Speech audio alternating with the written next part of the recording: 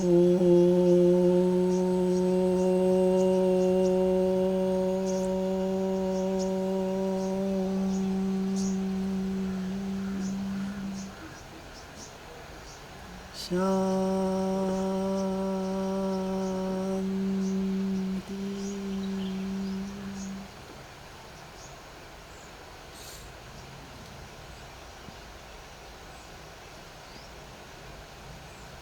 तो आज हम नए विषय पर डिस्कशन करेंगे।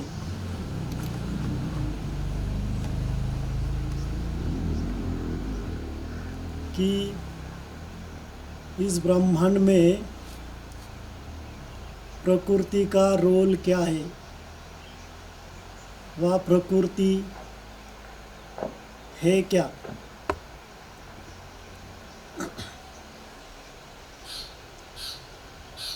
ये प्रकृति अर्थात पांच तत्व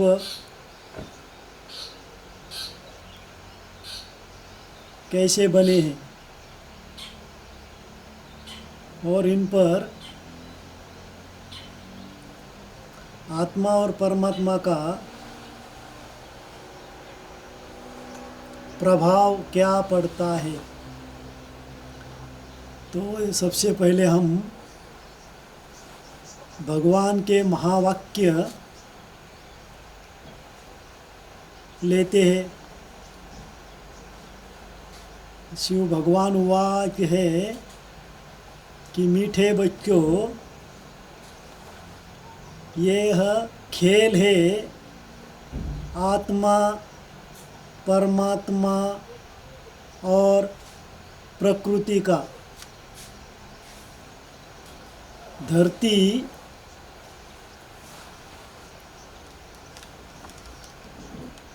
इसका मांडवा है अर्थात रंगमंच है। सूरज और चाँद इस मांडवे को रोशनी देने वाले दो सितारे हैं।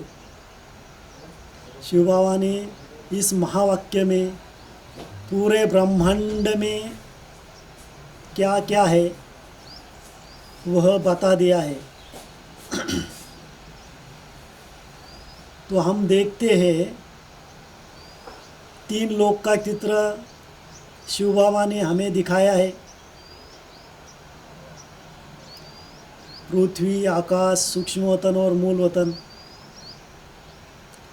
ये तीनों लोकों में अर्थात पूरे ब्रह्मांड में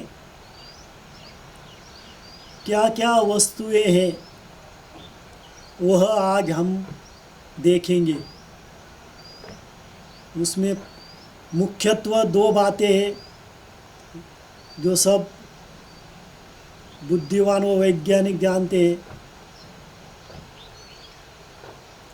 कि मैटर और ऊर्जा अर्थात वस्तु और एनर्जी, ये दो बातें हैं। तो शिव बाबा ने कहा है कि ये खेल है आत्मा, परमात्मा और प्रकृति का। आत्मा परमात्मा दोनों ऊर्जा पात्र है और ये दोनों मिलके, परमात्मा और आत्मा मिलके प्रकृति में ये 5000 साल का खेल चलता है। तो शिव बाबा कहते हैं, मीठे बच्चे, मैं इस ड्रामा का व इस यूनिवर्स का मैं क्रिएटर हूँ, रचनाकार हूँ। ये जो पूरा ब्रह्मांड है उसका पूरा नॉलेज मेरे अंदर में है क्योंकि मैं इसका बीज हूँ और मुझसे सारा ये बना हुआ है, निर्मित हुआ है।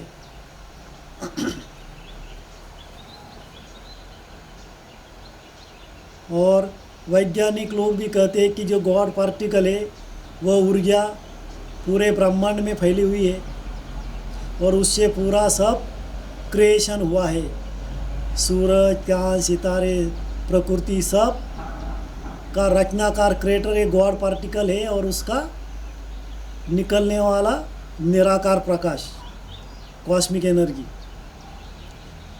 वही जो शिव बाबा से निरंतर निराकार वलयांकित लाल सुनहरा प्रकाश पूरे ब्रह्मांड में निरंतर फैलता रहता है और उससे पूरा ब्रह्मांड में कण कण में निरंतर और सदा प्रकाश फैलता ही रहता है, फैलता ही रहता है। इसलिए शिव बाबा को सदा जागती ज्योति कहते हैं। तो ये पूरे ब्रह्मांड में अब क्या क्या है वो हम देखते हैं। अब शुरुआत करते हैं। हम जिस प्लैनेट पे रहते हैं, जो धरती व पृथ्वी ग्रह है जहाँ हम रहते हैं, वहाँ से शुरुआत करते हैं कि पूरे ब्रह्मांड में सूक्ष्म से सूक्ष्म क्या है और बेहद से बेहद क्या क्या वस्तुएं हैं। तो हम सूक्ष्मता से बेहद में देखेंगे कि पूरे ब्रह्मांड में, यूनिवर्स में क्या क्या वस्तुएं हैं। तो शुरुआत में हमने बताया है कि ये पूरे ब्रह्मांड में शुरुआत है एक अति सूक्ष्म वाइट ज्योतिर्बिंदु शिव बाबा से शुरुआत होती है। आध्यात्म कहता है वो निराकार बिंदु स्वरूप शिव बिंदु है, उससे निरंतर वलयांकित निराकार प्रकाश पूरे ब्रह्मांड में सदा फैलता रहता है, फैलता रहता है और उससे एक लाल सुनहरे प्रकाश की फील्ड बन गई है। वो पूरे ब्रह्मांड को निरंतर व्याप्ति रहती है। वही फील्ड को आप वैज्ञानिक लोग हिग्स बोसॉन फील्ड कहते हैं व कॉस्मिक एनर्जी कहते हैं। और उससे ही वैज्ञानिकों ने गॉड पार्टिकल निकाला और बिग बैंग थियरी की सिद्धता हुई, जिससे गॉड पार्टिकल वजूद में आ गया। तो एक बिग बैंग थ्योरी का उद्देश्य था कि ये यूनिवर्स कैसे वजूद में आ गया, उसके निर्माण कैसा हुआ, पूरा ब्रह्मांड व सृष्टि बनी कैसे, क्रिएटर कौन है, रचना कैसे हुई। तो वैज्ञानिकों को मालूम था कि यह पॉइंट ऑफ सिंगुलैरिटी, जो पॉइंट ऑफ लाइट है, वो प्रचंड ऊर्जा पे आने से विस्फोट के बाद सृष्टि की उत्पत्ति होती है और ये गॉड पार्टिकल ही कारणीभूत है जो अणु में अर्थात एटम में भार पैदा करता है और विकिरण ऊर्जा निर्माण होती है। इस दोनों प्रक्रिया से बनना, टूटना और रूपांतरित होना ये यूनिवर्स में शुरू हो जाता है और इससे सब उत्पत्ति, निर्मिति, रचना होती है। यह है प्रैक्टिकल विज्ञान का सिद्धांत। और वो सब करने वाला कौन है? God particle. Big bang theory का रिसर्च में होगा जो निर्माता God particle, Higgs boson field, और उस फील्ड को ही आध्यात्म कहता है। ईश्वर से निरंतर निकलने वाला लाल सुनहरा प्रकाश, उसे ही और कहते हैं कॉस्मिक एनर्जी उसे ही कहते हैं विश्व शक्ति, उसे ही कहते हैं विश्व ऊर्जा, जो सबको जन्म देने में कारणीभूत है।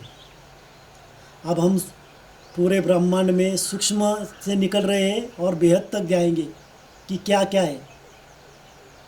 यानी कि पूरा ब्रह्मांड में जो भी वस्तु है उस सब का हमें नॉलेज आज होने वाला है। एक भी वस्तु छूटने वाली नहीं है।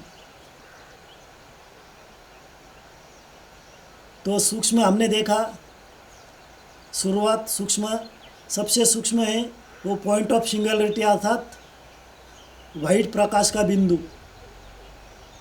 उससे ऊर्जा निकलती है निराकार, वो फैलती है, वो फील्ड बनती है। वो सेकंड बात हुई। और वो फील्ड अणु अर्थात एटम को कनेक्ट होती है, उसे भार पैदा करती है, यानी कि उसे क्रियाशील बनाती है, चलायमान बनाती है, गति देती है। और वो गति से और विकर्ण ऊर्जा पैदा होती है। और इन दोनों से हर एक मैटर और ऊर्जा का निर्माण होता जाता है। फिर सब दुनिया बनती जाती है।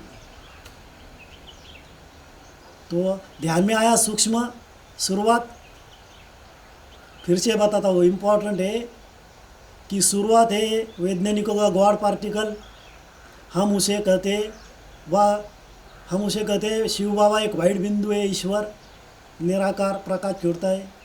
वो कहते हैं वो गॉड पार्टिकल अर्थात हिग्स बोसान फील्ड, उससे वो शुरुआत है। और उससे एटम से विकर्ण ऊर्जा, और उससे फिर सब निर्मित होती है।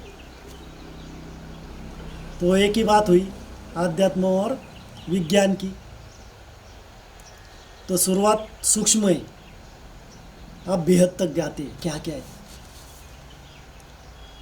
तो इसीलिए विज्ञान कहता है कि हर एक ब्रह्मांड में हर एक जगह एटम समाया हुआ है। हर एक जगह एटम है। एटम के सिवा कोई चलायमानी है ही नहीं। फिर एटम के बाद क्या है? अब एटम के बाद क्या है हम देखेंगे अब सूक्ष्मता। एटम से सब बन गए। अब आते हैं हम पृथ्वी पे, जहाँ हम इस प्लैनेट पे रहते हैं। ये एक ही प्लैनेट है पूरा ब्रह्मांड में कि सिर्फ वहाँ ही पृथ्वी पे ही मनुष्य जीवन है, लायु जीवन है, और कहीं भी है नहीं, ना आज तक देखा गया है। तो ये पृथ्वी पे हम रहते हैं। ये पृथ्वी है क्या, कैसे बनी है, गॉड पार्टिकल ने कैसे बनाई है रचना? तो पृथ्वी दक्षिण नीचे से ऊपर उत्तर, ये है 12,742 किलोमीटर, और राउंडेड है लाखों किलोमीटर। और पृथ्वी का मध्य है केंद्र 6,371 किलोमीटर। मध्य में कोई जा सकता नहीं है। लेकिन फिर ये कैलकुलेशन कैसे किया? ये किया है जापानी वैज्ञानिकों ने सैन फ्रांसिस्को प्रयोगशाला में बैठ के सेस्मिक वेव्स द्वारा हर कण का कैलकुलेशन किया जाता है। तो पृथ्वी का मध्य मालूम पड़ा 6,371 किलोमीटर मध्य केंद्र। वहाँ क्या है? तो वहाँ है 1200 किलोमीटर का बॉल बिल्कुल मध्य में। ये बहुत एक्यूरेट संरचना है ये क्रिएशन। 1200 किलोमीटर का बॉल है। और उसके अंदर क्या है? उसके अंदर है 819 अर्थात 889 किलोमीटर वैल्केनो अर्थात ज्वालामुखी है। 1200 किलोमीटर के बॉल के अंदर 891 किलोमीटर ज्वालामुखी। और ज्वालामुखी सबको मालूम है, वो है एनर्जी जिसका कभी विनाश होता नहीं है। एनर्जी अर्थात उसे हम हिंदी में कहेंगे शक्ति, ऊर्जा। वो ज्वालामुखी लायु ऊर्जा है, वो कभी उसका विनाश होता नहीं। वो जहाँ जाएंगी उसका विनाश करेंगी वो, लेकिन खुद का विनाश होता नहीं। वो एनर्जी है 889 किलोमीटर पृथ्वी के मध्य में एक्यूरेट, और वो घूमती है। वो बॉल में 1200 किलोमीटर बॉल में ऐसी घूमती रहती है, घूमती रहती है। अब घूमने से क्या होता है? घूमने से होता है दिन और रात। 24 घंटे में दिन और रात कौन करने वाला है? ज्वालामुखी। और ज्वालामुखी को कौन कहलाता है? एटम। और एटम को कौन कहलाता है? Higgs boson field. और हिग्स बोसॉन फील्ड किससे कनेक्ट है? गॉड पार्टिकल, यानी कि हम ईश्वर कहते हैं उसे, अतिशय सूक्ष्म ज्योतिर्बिंदु। तो ये कनेक्शन है बनाने का। वो घुमाता है और दिन रात होते हैं, इसलिए हम कहते हैं सब कुछ ईश्वर करता है, कण कण में ईश्वर है। और दिन रात होने के कारण ये लावा रस से, ज्वालामुखी से दिन रात होते एक्यूरेट 12 घंटे में दिन, 12 घंटे में रात होती है। ये लावा रस करता है ज्वालामुखी। और ज्वालामुखी क्या काम है? ज्वालामुखी का काम और है, जब वो घिसता है, घर्षण करता है 1200 किलोमीटर बॉल में, उस घर्षण से पर सेकंड 3 से 3.5 लाख वोल्टेज विद्युत का निर्माण होता है। हाइड्रो पावर, इलेक्ट्रिसिटी निर्माण होती है पर सेकेंड। इतनी ऊर्जा पर सेकेंड तैयार होती है, और वो निरंतर होती है, निरंतर। निरंतर अर्थात सदा, क्योंकि ज्वालामुखी को कभी मृत्यु है नहीं, तो सदा है, तो सदा निर्माण होती है। तो सदा निर्माण होने से क्या होता है? 3 से 3.5 लाख ऊर्जा जो निर्माण होती है वो ऊपर में बहती रहती है, और वो जब ऊपर आती है पृथ्वी के, तब वो रूपांतरित होती है। क्या रूपांतर होता है? इलेक्ट्रिसिटी का रूपांतर होता है ग्रेविटी में, गुरुत्वाकर्षण में। गुरुत्वाकर्षण तैयार होता है, और वो गुरुत्वाकर्षण सारे ग्रह में घूमता है, और वो निरंतर है, क्योंकि ऊर्जा का कभी विनाश होता नहीं। वो निरंतर क्रिया है, ना कभी विनाश होगा, ना आदि है ना अंत है। क्लियर हो गया? ना आदि है ना अंत है। तो ये हो गया प्रकृति का फर्स्ट पार्ट, पृथ्वी का अंदर का। अब वोल्केनो के बाद बॉल है 1200 किलोमीटर, और उसके ऊपर क्या है? अभी उसके ऊपर है 8 टेक्टोनिक प्लेट्स, लेयर।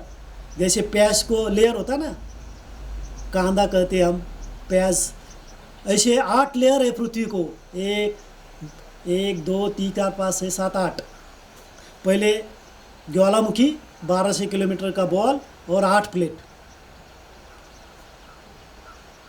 वो 1 2 पे ऐसी रखी है, पैक नहीं है, ये प्लेट्स 1 2 पे रखी, 1 2 3 4 8। और 8वीं जो प्लेट है पृथ्वी की, उसके ऊपर हम रहते हैं। उसके ऊपर सब पहाड़ी, नेचर, सब कुछ है।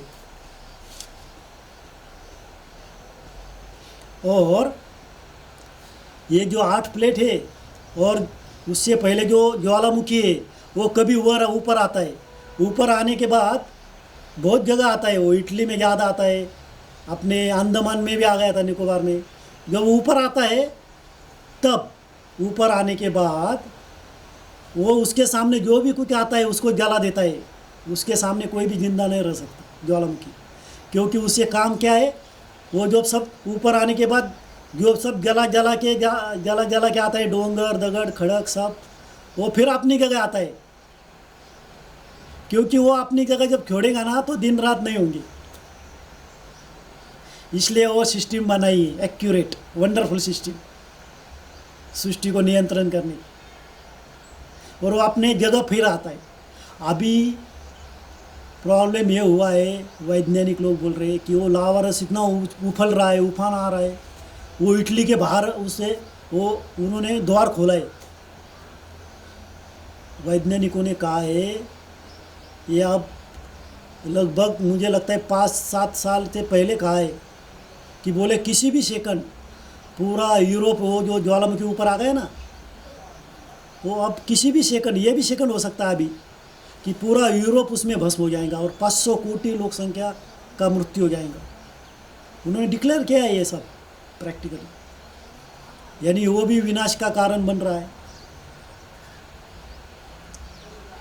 अब उसके बाद 1200 किलोमीटर का वॉल, उसके बाद 8 प्लेट, और 8 प्लेट पे हम रहती, और ये 8 ही प्लेट एक दो के ऊपर रखी हुई, वो हिलती ही रहती, वो ज़्यादा हिलती तो उसको कहते हैं हम भूकंप। तो आप वो इतनी, वैज्ञानिकों ने कहा है कि वो इतनी ख़राब हो गई है, वो प्लेट्स, टेक्टोनिक प्लेट्स वो इतनी ख़राब हो गई है कि वो आप परिवर्तन चाहती है, वो नया बनना चाहती है। इसलिए बहुत भूकंप हो रहे और बहुत बहुत होने वाले, क्योंकि वो लेयर ही ख़राब हो गई है। और 8वीं जो लेयर है हमारी, वो कहाँ है? वो है हिमालय। हिमालय से वो यूरोप तक है 8वीं प्लेट, लास्ट हिमालय तक है। और वो भी इतनी ख़राब हो गई, वो हिलने लगी। इस कारण हिमालय 50 मीटर 2 साल पहले 50 मीटर सरक गया। अब वो इतना हिलने लगा है हिमालय, क्योंकि अब अंदर जा रहा जाएगा, ऐसी अवस्था है। अब उसके बाद प्लेट के बाद हम देखेंगे, ऐसे वैज्ञानिक कहते हैं कि ऐसे 4 बातें हैं जिन्होंने पृथ्वी को कंट्रोल में रखा है। पहली बात वोल्केनो बताया, दूसरी बात प्लेट्स। अब तीसरी बात कौन सी है? तीसरी बात है उत्तरी ध्रुव, जो पृथ्वी ऐसी गोल है, नीचे दक्षिण ऊपर उत्तर, तो वहाँ वो उत्तरी ध्रुव है, उसे कहते हैं अटलांटिक। वहाँ बर्फ़ के ऐसे पहाड़ियाँ हैं बड़ी बड़ी, इतनी टनक पहाड़ियाँ, इतनी पावरफुल पहाड़ियाँ हैं जो 2,500 साल से 2,500 साल से वो इतनी टनक है कि उसको कुछ भी हुआ नहीं था। लेकिन जलवायु परिवर्तन सबको मालूम है, जो जलवायु परिवर्तन हुआ है, उष्णता बढ़ी है, उस कारण वो निरंतर पिघल रही है। जिन्होंने पृथ्वी को बैलेंस रखा था, इसलिए पृथ्वी यहाँ वहाँ होती नहीं, ये प्लेट्स के कारण, लावारस के कारण वो उल्टी सुल्टी होती नहीं, क्योंकि पृथ्वी इस वैक्यूम में, आकाश में फ्री है, ओपन है, उसे कोई टेका नहीं है, बांधा हुआ नहीं है, वो स्टेबल है। ये 4 बातों के कारण, ज्वालामुखी, 8 प्लेट्स, और तीसरा कारण ये है, अभी बताया मैंने, उत्तरी ध्रुव, वो पहाड़ियाँ में बैलेंस रखा है। वो इतनी बड़ी बड़ी पहाड़ियाँ डोंगर की 2,500 साल से, उसने वो पृथ्वी को हिलने नहीं देती यहाँ वहाँ। तो वो पहाड़ियाँ भी वैज्ञानिक बोले जलवायु के कारण, जलवायु प्रदूषण के कारण, उष्णता बढ़ने के कारण वो पिघल रही है। और सैटेलाइट डाटा और पृथ्वी के भूगर्भांतर्गत होने वाले हलचल, वो पता चला है वैज्ञानिकों के डाटा के कारण, कैलकुलेशन से, कि ये बर्फ़ इतनी तेज़ी से पिघल रहे हैं। ये बर्फ़ के डोंगर, बर्फ़ की पहाड़ियाँ उत्तरा ध्रुव से इतनी तेज़ी से पिघल रही है कि उन्होंने डाटा कैलकुलेशन दिया है, अभी 2 साल पहले का है, मैं बता रहा हूँ। उन्होंने बताया कि 8.25 से 8.5 साल में बैंकॉक पूरा शहर पानी के अंदर समा जाएगा। क्यों? क्योंकि पृथ्वी पे 71% पानी है, और उसमें ये बर्फ़ आएगा, बर्फ़ का पानी आएगा तो वो समुद्र ऊपर आएगा। ऊपर आने से पूरा ज़मीन नीचे पानी में डूब जाएंगी, और ये हो रहा है। उन्होंने डाटा, एक्यूरेट डाटा लिया है, पृथ्वी का मौजमाप कैलकुलेशन और बर्फ़ वितरने का डाटा, कितने साल में कितना बर्फ़ पानी बनता है और समुद्र ऊपर आता है। और ऐसा ऊपर आने का उन्होंने समय दिया है कि 2 साल पहले कि 8.5 साल में बैंकॉक शहर पूरा पानी में जाएगा। अभी 2 साल हुए, 9 साल में पूरा मालदीव कंट्रीज़ पानी में डाला गया। उसके बाद धीरे धीरे न्यूयॉर्क समुद्र के पास, फिर मुंबई, ये सब एक के पीछे चले जाएंगे पानी, क्योंकि पानी बर्फ़ का नीचे आ रहा है, समुद्र ऊपर जा रहा है, ज़मीन पानी के अंदर। तो ये बहुत फास्ट गति से हो रहा है। अभी तो उन्होंने बताया कि वो 10% आगे का आ रहा है ये गति विनाश की। तो पृथ्वी का कंट्रोल नष्ट हो जाएगा। 3 बातें हुई पृथ्वी को कंट्रोल करने में। अभी चौथी बात है अमेज़न, नाम सबने सुना होगा। अमेज़न ये फॉरेस्ट है, वर्षावन है, वर्षावन बोलते हैं उसको। 12 महीने वहाँ बारिश रहती है। और अमेज़न ये पृथ्वी पे ये फॉरेस्ट इतना बड़ा है कि इसने 9 देशों को व्याप्त किया है, 9 कंट्रीज, इतना बड़ा है। और उसमें मुख्य बात क्या है कि आज तक अमेज़न के अंदर कुछ भाग ऐसे, वहाँ तक आज आदमी भी गए नहीं, आज इतना घना जंगल है। और वो उसका काम क्या है अमेज़न का, पूरी पृथ्वी को अमेज़न फॉरेस्ट 30% से ऊपर ऑक्सीजन देता है। ये इम्पोर्टेंट बात है। पृथ्वी को ऑक्सीजन 30% से ज़्यादा, 30% से ज़्यादा अमेज़न जंगल से मिलता है। लेकिन अब हुआ क्या है, अमेज़न फॉरेस्ट को हम इंसानों ने तोड़ तोड़ के वृक्ष को 50% किया है। 50% उसकी तोड़ हुई है, तो ऑक्सीजन भी कम हो गया। इसलिए दिल्ली, मुंबई, बड़े बड़े शहर, बीजिंग, वहाँ ऑक्सीजन मिलना बंद हो रहा है। तो ये भी एक जो पृथ्वी को संतुलन करता था, ये पूरा फॉरेस्ट हिलने डुलने नहीं देता था। उसके जंगल के पेड़ ज़मीन के अंदर थे, तो पृथ्वी कंट्रोल में थी। वो कंट्रोल अब समाप्त हो गया है और हो रहा है। तो ये 4 बातें आप पृथ्वी में विनाश की तरफ है। तो हम अभी सूक्ष्मता से ऊपर जा रहे हैं। अब पृथ्वी हो गई। तो पृथ्वी के बाद क्या है, पृथ्वी के पास सबसे पास क्या है, मंगल ग्रह, मंगल प्लैनेट। उसके बाद ऐसे 9 ग्रह। जब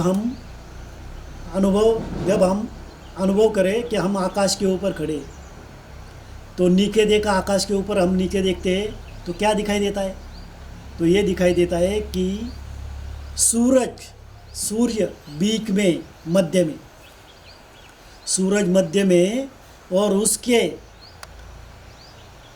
राउंडेड 9 ग्रह है, और सूरज स्थिर है, और 9 ग्रह पृथ्वी सहित उसके राउंडेड घूमते रहते।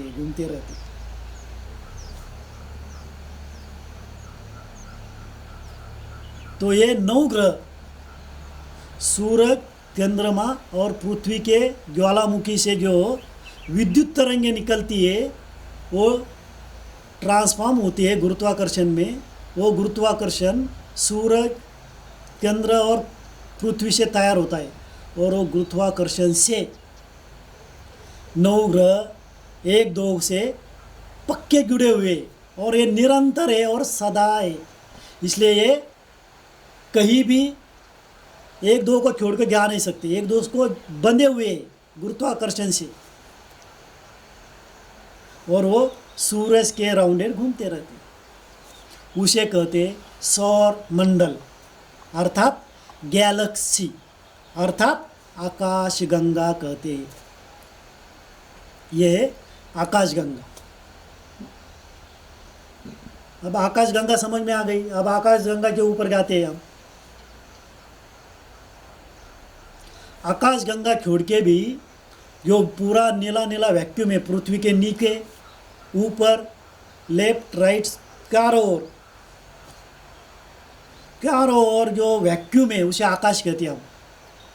जो पोकड़ी एक्चुअल में पोकड़ी है उसे आकाश कहते हैं। वो जो वैक्यूम फिर बढ़ गया है और उसके अंदर भी ग्रह तारे हैं दूर दूर तक, कभी दिखाई देते कभी नहीं। और उसके बाद शुरू होता है ये नीला आकाश, वैक्यूम का पूरा नीला आकाश। तो हम सब ने, बाबा के बच्चों ने दिव्य दृष्टि द्वारा अनुभव किया है कि नीला आकाश पूरा, ये कैसा है नीला आकाश? पूरा राउंडेड है, ऐसा गोल फुगा के होते ना, फुगा जो पूरा पैक ऐसा रहता है, फुगा गोल, वैसा है पूरा नीला आकाश है ना, वैक्यूम है ऐसा। उसके बाद क्या है?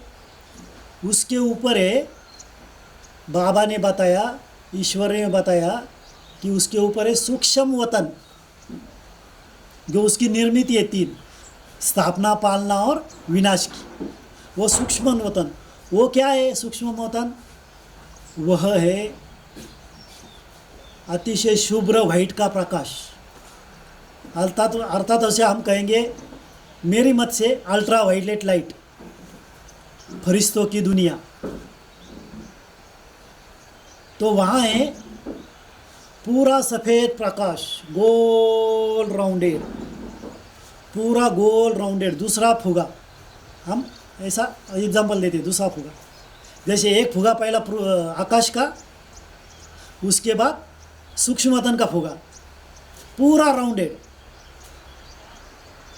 अब उसके बाद क्या है?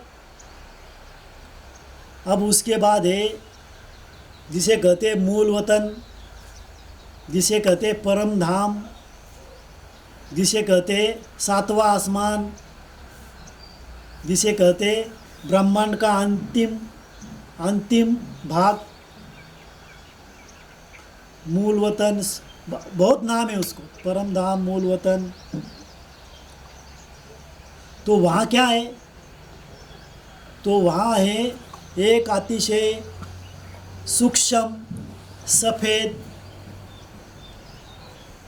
प्रकाश का बिंदु जो आँखों से दिखाई नहीं देता है, उसे हम कहते हैं ईश्वर, गॉड इज लाइट, अल्लाह नूर इज लाइट, ज्योतिर्बिंदु।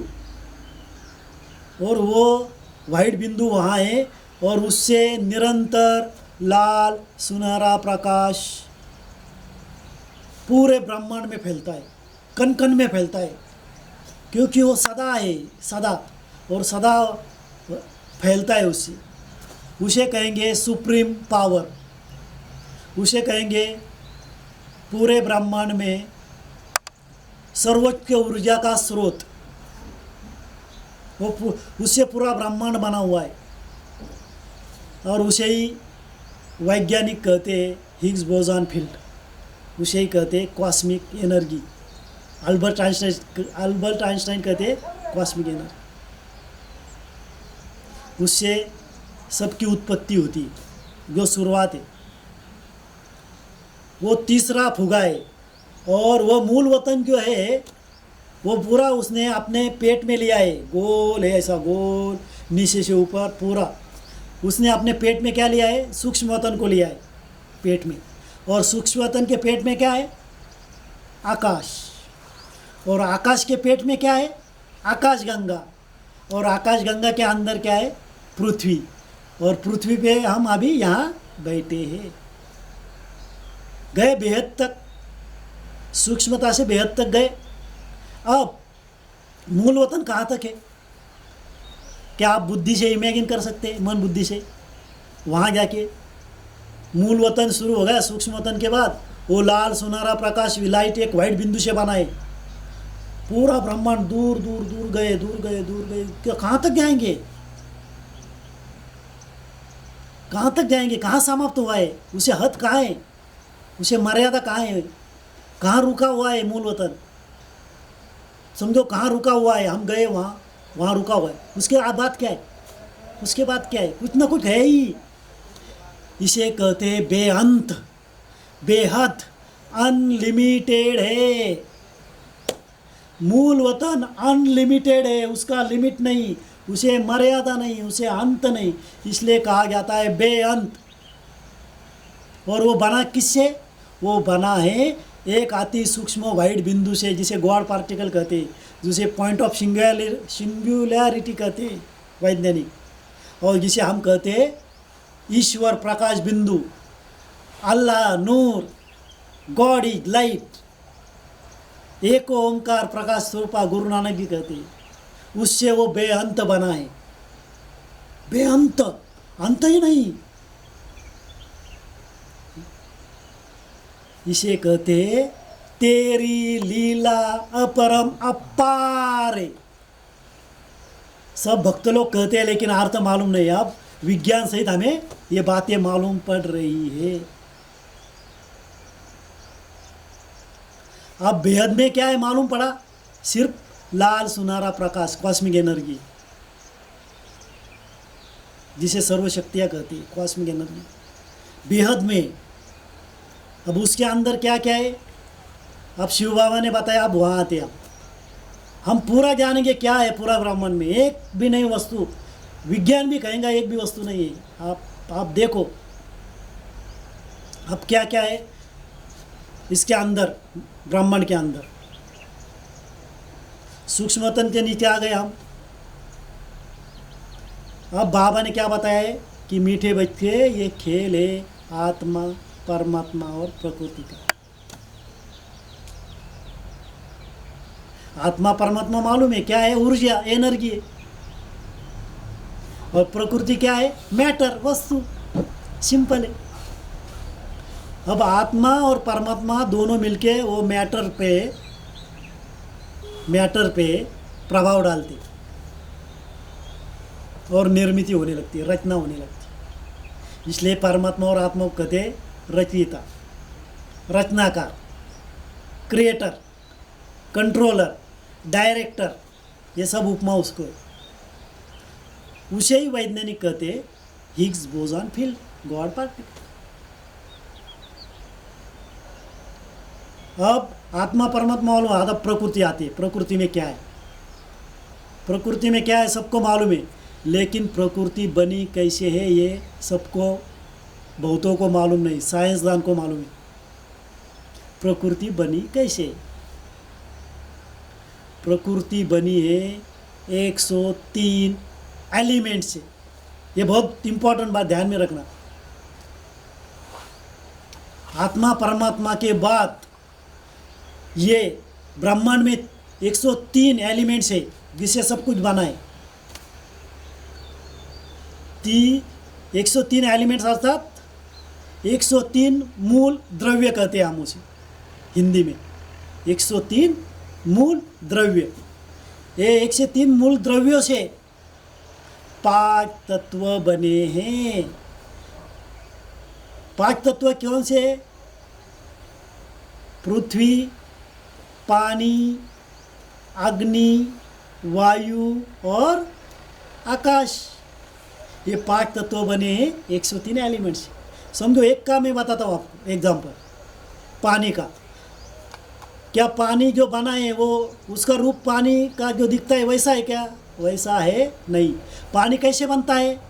एलिमेंट से। पानी बनता है H2O, सबको मालूम है। H यानी कि हाइड्रोजन एलिमेंट।